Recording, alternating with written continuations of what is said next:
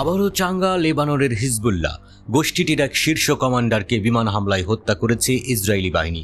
তার প্রতিবাদে ইসরায়েলে অন্তত ৩৬০টি ক্ষেপণাস্ত্র নিক্ষেপ করেছে হিজবুল্লাহ। এই অভিযানকেই চলতি গাজা যুদ্ধ শুরু হওয়ার পর থেকে হিজবুল্লাহর সবচেয়ে বড় আক্রমণ বলে মনে করা হয়। কিছু সামরিক বিশ্লেষকের মতে হিজবুল্লাহ ইসরায়েলকে ভবিষ্যৎ সম্পর্কে ভয়াবহ বার্তা পাঠাচ্ছে।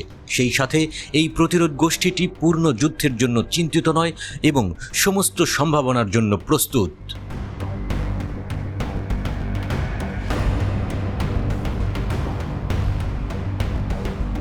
চলমান সংঘাতের ২৫০তম দিনে হিজবুল্লাহ ইসরায়েলের চালানো হামলার নতুন হিসাব নিকাশ প্রকাশ করেছে।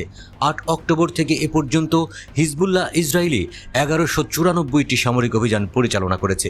এই সময়ে মোট ১১৪টি ইসরায়েলি সামরিক যান ধ্বংস করা হয়েছে। হিজবুল্লাহ ইসরায়েলের মোট ১২২টি কমান্ড সেন্টার, ৪৯৩টি বাংকার ও দুর্গ এবং ৪০৯টি প্রযুক্তিগত সরঞ্জামকে টার্গেট করেছে। লেবাননের প্রতিরোধ গোষ্ঠীটি ৩টি সামরিক কারখানা, ৫০টি আর্টিলারি পজিশন এবং 10টি আয়রন ডোম প্ল্যাটফর্মে আঘাত হেনেছে।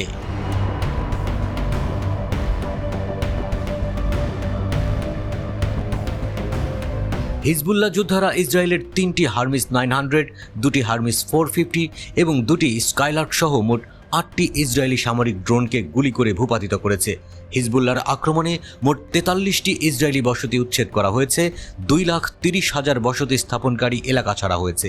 হিজবুল্লাহর ব্যবহৃত অস্ত্রের মধ্যে রয়েছে কামান, surface to surface rocket, sniper, machine gun, আকাশ প্রতিরক্ষা ব্যবস্থা, গাইডেড মিসাইল সহ বিভিন্ন ধরনের অস্ত্র।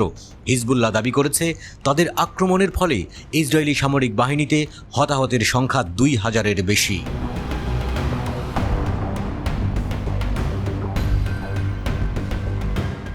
এদিকে ইসরায়েল অক্টোবর থেকে গাজায় ৩,৩০০ গণহত্যা চালিয়েছে বলে জানিয়েছে গাজার সরকারি মিডিয়া অফিস।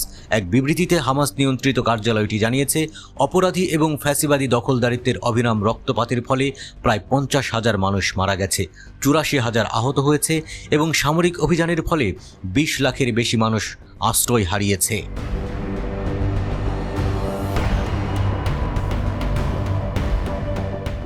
যুদ্ধের সাথে সাথে গাজায় সম্পূর্ণ অবরোধ আরোপ করেছে ইসরায়েল, যা ফিলিস্তিনি ভূখণ্ডে খাদ্য সামগ্রী, ওষুধ, বিদ্যুৎ এবং পানি সরবরাহ কমিয়ে দিয়েছে।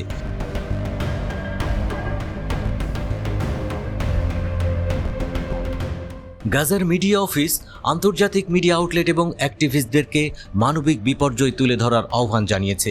বিশ্ব ও মানবিক সংস্থাগুলিকে অবিলম্বে গাজাবাসীদের জন্য অত্যাবশ্যকীয় খাদ্য এবং মানবিক সহায়তা দিতে আহ্বান জানিয়েছেন।